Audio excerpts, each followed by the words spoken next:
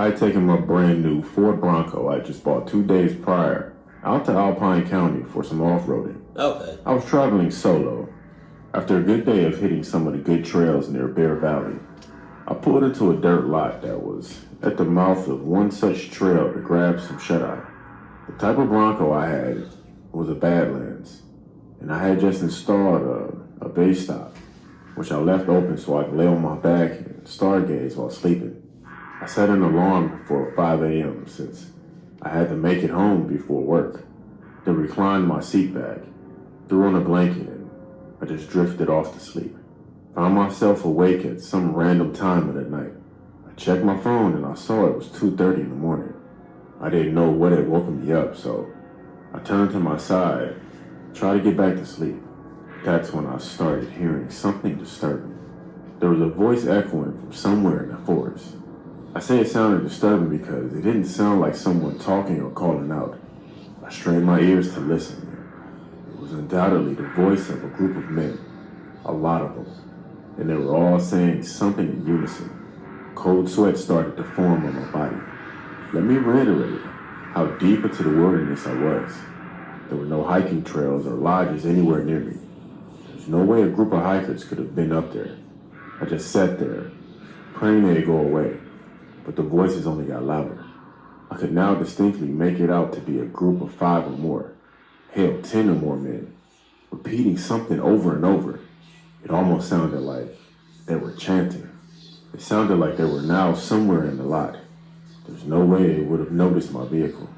So I lay there, but I'm afraid to move a muscle. Man! The fact that I didn't have a roof made me just all the more exposed.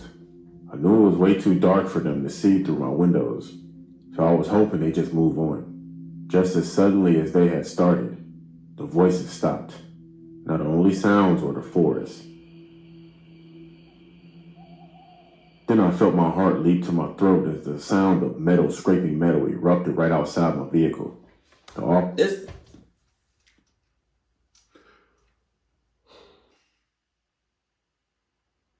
What's taking you so long to drive? What's taking you so long to drive? That's a genuine question. Because you're like what? No. Somewhere in the distance, you've heard these men. Now they probably surrounded your car. You can still get away and hurt and run over a couple of people, which is fine by me. I'm not going to say nothing, right?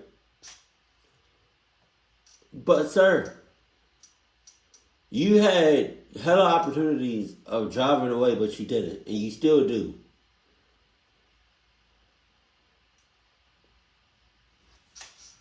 The sound seemed like it was going around the perimeter of my Bronco. I know I'd have to make a move to the driver's seat.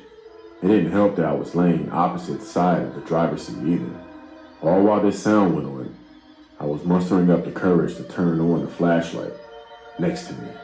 I figured if they realized someone was inside, they might get scared off.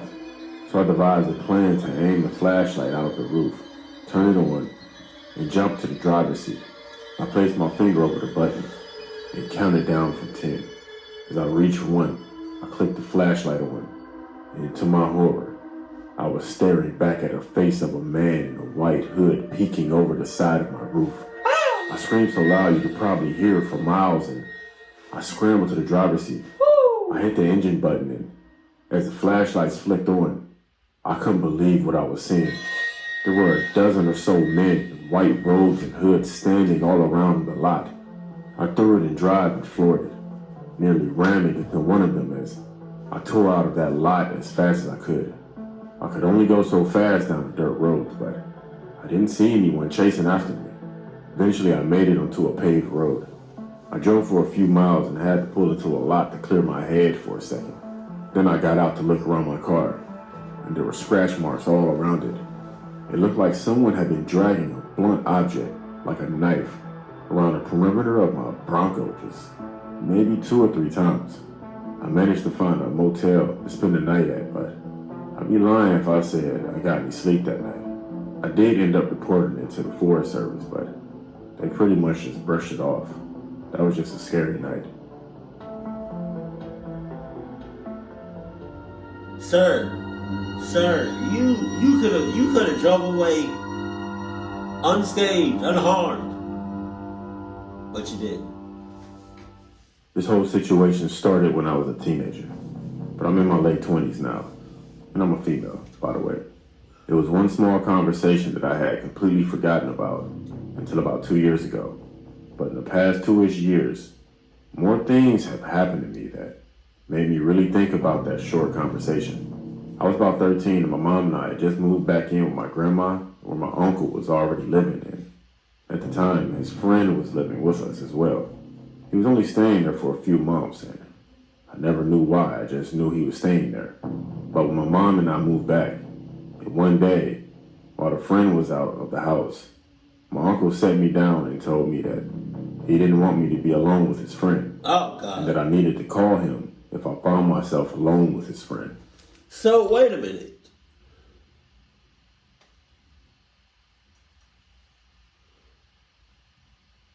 I kind of just need to hear this whole story again from the beginning, but I'm not going to put it in the video.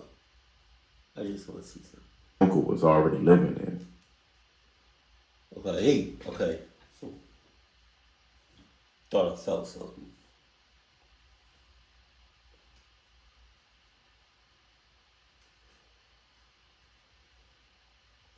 Something always creepy happens. Jesus, when I'm watching something creepy.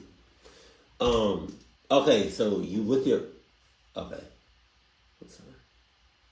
More things have happened to me that made me really think about that short conversation. I was about 13 and my mom and I had just moved back in with my grandma where my uncle was already living in. So you with your mom, living with your grandma that your uncle was already in. So now you're in a house with yourself, your mother, your grandmother, and your uncle. Got it. At the time, his friend was living with us as well. Jesus. Okay, so now it's everybody in your house together. You got yourself, you got your mom, you got your grandmother, uncle, and his friend. 5 people. He was only staying there for a few months, and I never knew why. I just knew he was staying there. Right. But when my mom and I moved back, one day, while the friend was out of the house, my uncle sat me down and told me that he didn't want me to be alone with his friend. I can already see where this is going, which is really, really disturbing because it still happens to this day. And I feel like it's always going to happen. But if you don't want me to be alone be alone with the uncle's friend, like, is this really the only option that we had to stay? There was no other family members, no other friends? Like, that's disturbing.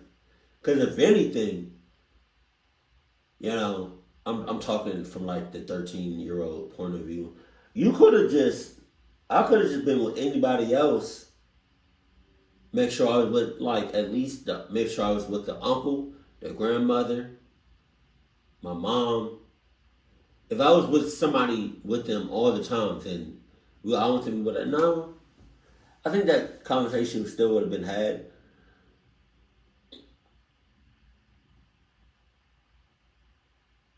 Jesus. And that I needed to call him if I found myself alone with his friend. That is so disturbing. Only about a week after my mom and I moved in, my uncle kicked his friend out. I was young and didn't think much about the conversation and had completely forgotten about it. About 2 years ago, my uncle very suddenly, unexpectedly passed away. Jesus. And after he passed, his friend came back into my grandma's life. Oh my God. My grandma kind of missed my uncle's friend as a replacement for my uncle. And at first, everything seemed okay. It was fine. But after a few visits, I started feeling weird around him. And See? I didn't know why. Then I remembered that conversation my uncle had with me. But I tried to move past it because it was over 10 years ago and that we had that conversation. I really, really wanted to forget it. And this guy, he's a married man. He's married to a lovely woman, so... What? That makes it so much more worse. Was he married before the uncle's death or after. But regardless of the fact, how can you be married and or have kids and still do sus shit? Pedophile shit. That's crazy as fuck. That's God. And they're like, oh God, I lost my train of thought. Oh, stuff like this just pisses me off. It pisses me off even more. I mean, it pisses me off. It already pisses me off, right? But now that I have a sister that's 11 years old, I just like, it makes me so fucking mad. And you know, and it makes me even more mad because it's like Farasha's family. Farasha has 3 younger siblings. One is 12, I believe, and one is 5, either 16, and I think one is 14 or 15. Something like that.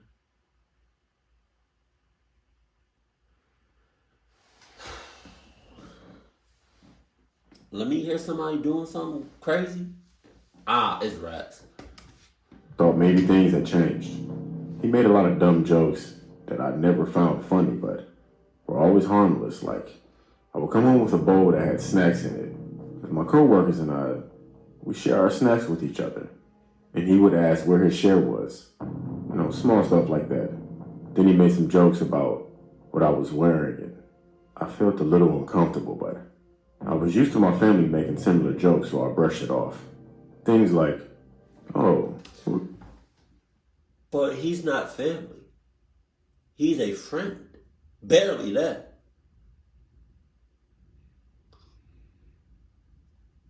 I don't know what's worse. Maybe it's all equally worse. A coworker messing around sexually or making inappropriate jokes to a minor. And when I say a minor, I'm talking like 17 or younger.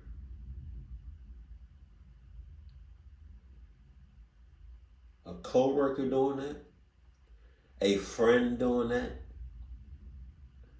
a family member doing that, somebody at church, your neighbor. I think one of the worst things is either having a friend that does that to you,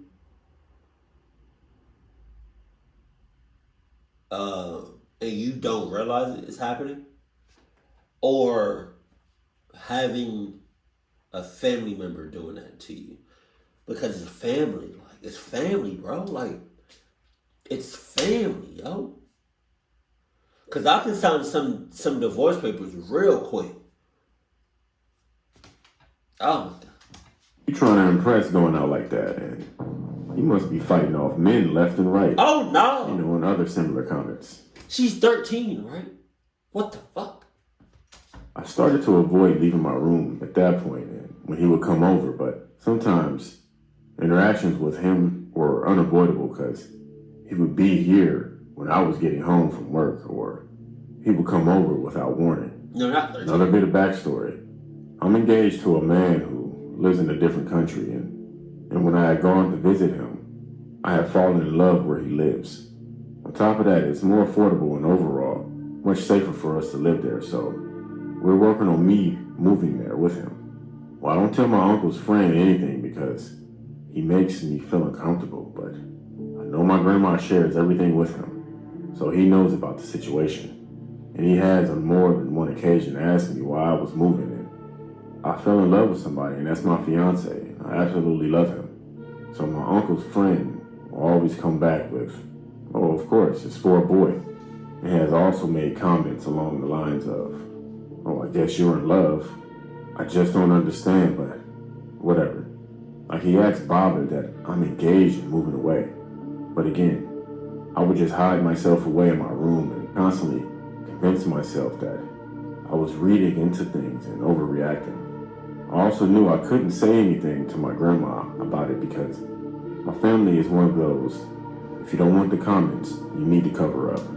And I'm not allowed to wear shorts around male family members because what if they look at me and have bad thoughts? You know, it's all my fault. And all of these small instances were very uncomfortable, but I just ignored them, hid in my room, and did what I could to avoid situations. And something happened one day, and now I just feel icky. I went into work, and my coworker told me how yesterday a man fitting the description to a T of my uncle's friend God damn. came into my work in the afternoon after I had already left, asking about me. And he knew details like what I looked like, where I lived, even details about my move to another country. And he made comments about being my uncle's friend. Now, I didn't hear any of this as I had already left for the day, but my coworker is a very trustworthy person and doesn't just come up with stuff for the fun of it. She will even be the first one to call someone out on their BS if she catches them in a lie. So I trust that she is telling me the truth. But he was saying how ever since my uncle passed, he has been trying to see me more and more because he just cares so much about me. Oh my God. He sees me like his daughter. Oh! That comment alone weirded me out because I barely interacted with this man and I avoided it at all costs. So why does he feel that close to me? He also started talking at length about my move to another country, and he wouldn't leave this topic alone. He just kept going on and on about it. He doesn't get how I could just fall in love with someone so far away, and how I should just stay here and find someone here to fall in love with. Why the fuck is he so like on this? So don't he have a wife?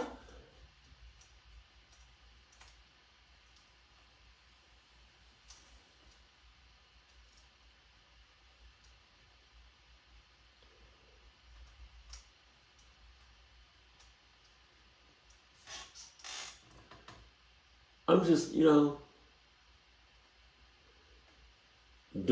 doing such shit around like just people in general. Like I already feel some type of way. But like when you do it to a minor that I forgot how old she was when she was a kid. I think she was 13. I'm not. I forgot. But it's just. I feel like the friend still looks at her. Looks at her like she was a kid. Then that's really. Other comments basically about how he doesn't approve of my move and be with my fiance. Man. I didn't tell him where I work, but I know my grandmother tells that guy everything, and it weirds me out that he came into my workplace looking for me, and then talking at length with my coworkers about my choices in life and my future, how he doesn't like it when I don't converse with him. What? I just can't wait to get out of this place, out of this house, far, far away from this guy. What? You're not even family. You're barely a friend. What the? Alright. This happened about 15 years ago. Alright. So my buddies and I went fish camping at a pretty remote lake off of a 4x4 trail about 2 hours from home. There were 4 of us, and we were all men, meaning the smallest was about 195 pounds. That's going to be important later. The camping spot has great fishing as it has a nice deep spot with lots of trout right next to it. But the campground itself is rough. It is on the side of a steep hill with barely enough room for tents and a small fire ring. It is accessible by a A rough, steep, winding 100-yard trail from where you park your 4x4 above the camp. We had a great day drinking beers and catching our limits on nice-sized trout. After it got dark, we made a small fire and just bullshitted the whole night. It was a great time, and then suddenly there was someone shining a blinding light in our eyes from about 10 or 20 yards away. We didn't hear this person approach at all. That's close. The person announced themselves as the sheriff. One of my friends asked, "Are you a Cuyahoga County sheriff?" The stranger didn't respond to the question. Instead, he shined a light in each of our faces, and then he said, "Have a good night." What? And he just walked off. We sat there dumbfounded, asking each other, what the hell was that? After a minute or two, curiosity eventually got the better of me. So I lit up this person with my stupidly powerful flashlight. He was about... I'm going to start saying that. I need a shirt that has all of my sayings. Like all of my phrases that I say. Something like, instead of curiosity killed the cat, I'm going to say, curiosity got a pack of condoms from CVS and clucked your ass up. 50 to 60 yards away at this point, right before a crest and a bend of the trail, right before he was out of sight. We all saw it. It was just some dude in a flannel shirt and jeans. I said, "Hey man, you're not the sheriff." He must have heard me, as you could see him start moving quickly for a second before he was out of our sight. A few moments later, we heard an engine start, and that was that. Strange we didn't hear the vehicle earlier, but I attribute that to being drunk and loud. And what makes this scary is, what if it wasn't 4 big dudes he approached? What if it was a single person or a couple? What was his intentions? What was he about to do? Should we have chased after this person? Debatable. Should we have reported this to the actual sheriff's department? Yes. Absolutely, but honestly, we never did. Nothing came out of that situation. I just always think, what if? See, in that situation, I probably would have either not said nothing and then never came back to this spot and just let it repeat with like other people that went to the same spot.